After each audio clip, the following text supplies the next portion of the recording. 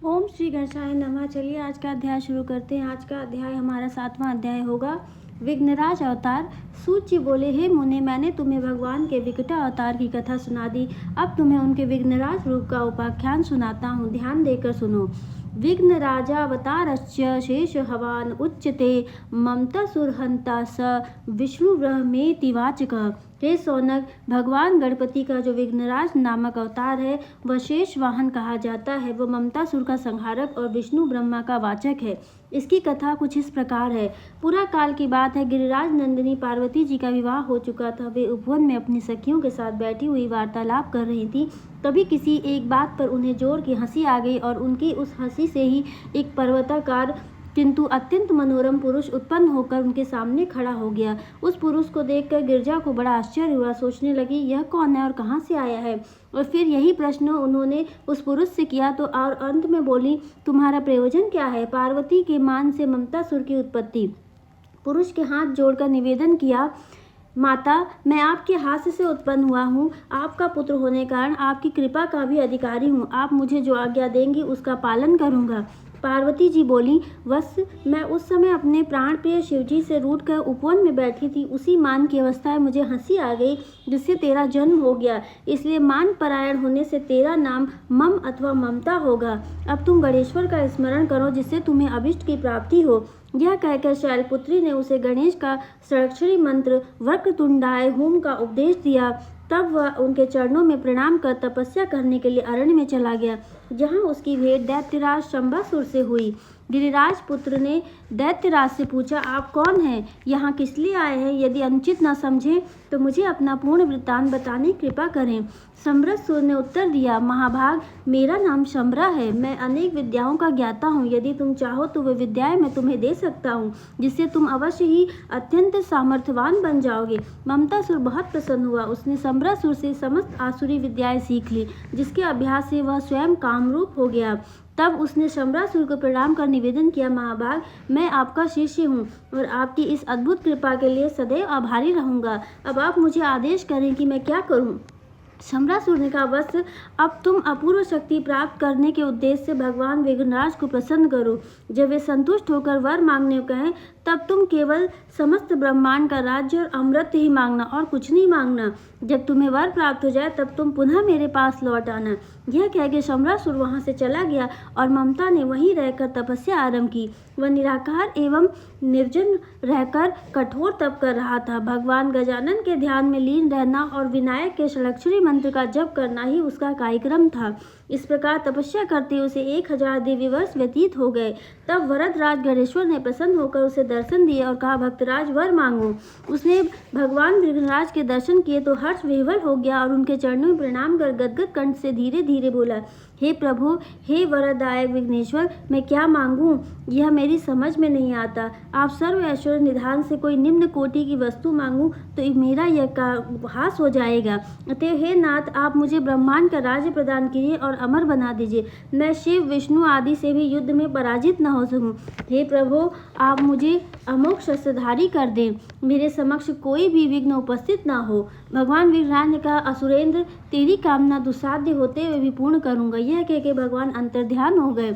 ममतासुर उनसे वर पाकर अत्यंत प्रसन्न हो उठा। उसने शंभरासुर के पास जाकर समस्त वृत्तांत कहा तो वह बहुत प्रसन्न हुआ। उसने अपनी अत्यंत सुंदर कन्या मोहिनी का विवाह ममतासुर के साथ कर दिया।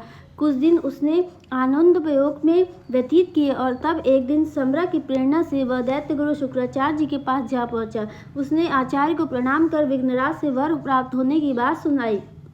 इससे शुक्राचार्य जी को बड़ी प्रसन्नता हुई। उन्होंने कहा, सुरेश्वर, तूने विघ्नराज को प्रसन्न कर लिया, यह बहुत अच्छा कार्य किया। ममतासुर के आग्रह पर दैत्य गुरु उसके भवन में पधारे और वहां उसे दैत्यराज के पद पर प्रतिष्ठित किया तथा अत्यंत पराक्रमी 5 बलवान दैत्य उसके प्रधान नियुक्त कर दिए गए, जिनके नाम प्रेत, काल, कलाप, कलाजित और धर्म थे। उस समय अनेकों बड़े बड़े दैत्य, दानव एवं राक्षस राज वहां उपस्थित थे। ममतासुर ने सभी को अनेक प्रकार की परिचर्याओं और उपहारों से संतुष्ट किया। फिर वे सभी अपने अपने स्थान को लौट गए। इधर ममतासुर ने चिंतानाशक निर्ममपुरी को अपनी राजधानी बनाया और वहीं एक अत्यंत वैभवशाली भव्य भवन में रहने लगे। उसके 2 पुत्र हुए, नाम रखे गए धर्म और अधर्म। वे धीरे धीरे बड़े होने लगे। इस प्रकार असुरराज निश्चिंत एवं निर्भय हुआ सुखपूर्वक गृहस्थ सुख भोग रहा था। सम्रासुर की प्रेरणा से दिग्विजय। किंतु संबर को चैन कहाँ। उसने ममतासुर को त्रिलोक विजय के लिए प्रेरित किया। बोला, वत्स, तुम विघ्नराज गणेश्वर से ब्रह्मांड के राज की प्राप्ति का वर पा चुके हो, इसलिए उसमें पूर्ण समर्थ भी हो। तब तुम्हें उसकी प्राप्ति कर लेनी चाहिए। देखो, कार्य तो करने से ही होगा, बिना किए कुछ नहीं मिलता। ममतासुर ने निवेदन किया, आप विश्वास रखें, मैं शीघ्र ही समस्त ब्रह्मांड पर विजय प्राप्त कर लूंगा। मेरे पास असंख्य असुरों की सेना, आपकी दी हुई विद्याएं, सब विघ्नराज विजय पर वर प्राविद्यमान है। तब मेरी गति कौन रोक सकता है। दूसरे दिन उसने शुक्राचार्य से निवेदन किया, प्रभु, मैं अब ब्रह्मांड विजय के लिए यात्रा करना चाहता हूँ। आप मुझ पर कृपा करें और अपना शुभ आशीर्वाद प्रदान करें। शुक्राचार्य ने प्रसन्नता व्यक्त करते हुए कहा, राजन, तुम्हें सफलता मिले, किंतु एक बात ध्यान में रखना कि भगवान विघ्नराज की कृपा से तुम्हें इतने महान पराक्रम और वैभव की उपलब्धि हुई है, इसलिए उनसे कभी विरोध मत करना। ममतासुर ने उनकी आज्ञा पालन का वचन दिया और प्रणाम कर असुर सेना को तैयार होने की आज्ञा दी। उसने सर्वप्रथम पृथ्वी के नरेशों पर आक्रमण कर उन पर एक एक पर विजय प्राप्त की। इस प्रकार समस्त पृथ्वी को जीतने में उसे अधिक समय नहीं लगा। अब उसने पाताल लोक पर चढ़ाई की और शीघ्र ही वहां का अधिकार कर इंद्रलोक पर आक्रमण कर दिया, जहां वज्रायुध से घोर युद्ध करना पड़ा। यद्यपि देवगण अधिक संगठित और पराक्रमी थे, तो भी विघ्नराज के वर से प्रबल ममतासुर के समक्ष वे टिक नहीं सके। अंत में स्वर्ग पर भी उसका शासन स्थापित हो गया। इसके बाद उसने विष्णु लोक और शिवलोक को भी अपने अधीन कर लिया। सर्वत्र उसका निरंकुश शासन स्थापित हो गया। उसके राज्य में धर्म, कर्म का लोभ और अधर्म की वृद्धि हो रही थी। इससे तीनों लोकों में भय व्याप्त हो गया। सभी देवता बहुत दुखित हुए, ममतासुर के अत्याचारों से रक्षा का उपाय सोचने लगे। उस समय भगवान विष्णु ने कहा, यदि हमें अपना श्रेय साधन करना है तो भगवान विघ्नराज की उपासना करनी चाहिए। यही प्रभु उस असुर को परास्त कर सकते हैं। उनकी यह बात मानकर सब देवता विघ्नराज की प्रसन्नता के लिए तप करने लगे। फिर जब भाद्र शुक्ला चतुर्थी आई, तब मध्याह्न काल में भगवान विघ्नराज ने दर्शन दिए। देवताओं ने प्रसन्नतापूर्वक उनका स्तवन किया और अपनी कष्ट की बात सुनाई और फिर अपनी रक्षा की प्रार्थना करने लगे। भगवान गणेश्वर ने आश्वासन दिया, देवताओं, निश्चिंत रहो, मैं ममतासुर को पराजित करूंगा। यह कहकर भगवान गणेश्वर अंतर्ध्यान हो गए। महर्षि नारद ने ममतासुर को देवताओं के तप और विघ्नराज के वरदान की बात बताई और फिर कहा, राजन, भगवान विघ्नेश्वर अधर्म के अत्यंत शत्रु हैं और धर्म को प्रसन्न होने वाले हैं। तुमने देवताओं को बहुत यातनाएं दी, ऋषि मुनि अत्यंत दुखी हो रहे हैं, किंतु अब तुम्हें अधर्म, अनाचार आदि का त्याग कर भगवान विघ्नराज की शरण में चले जाना चाहिए। उन भगवान ने मेरे द्वारा यह संदेश प्रेषित किया है। दैत्य गुरु भी वहीं बैठे थे, उन्होंने भी यही परामर्श दिया, किंतु उसके साथी असुरों ने उसे परामर्श दिया, प्रभु, हम इतने बलवान हैं कि हम किसी पर भी आक्रमण कर सकते हैं। तो हमारी कथा आज यहीं पर समाप्त होती है। मैं आशा करती हूँ आपको आज की कथा अच्छी लगी। अगर आपको आज की कथा अच्छी लगी तो हमारे चैनल को लाइक करें, शेयर करें, सब्सक्राइब करें और कमेंट बॉक्स में जरूर बताएं कि आगे आप और कौन सी कथा सुनना चाहते हैं। तब तक के लिए आप सभी का दिल से बहुत बहुत धन्यवाद।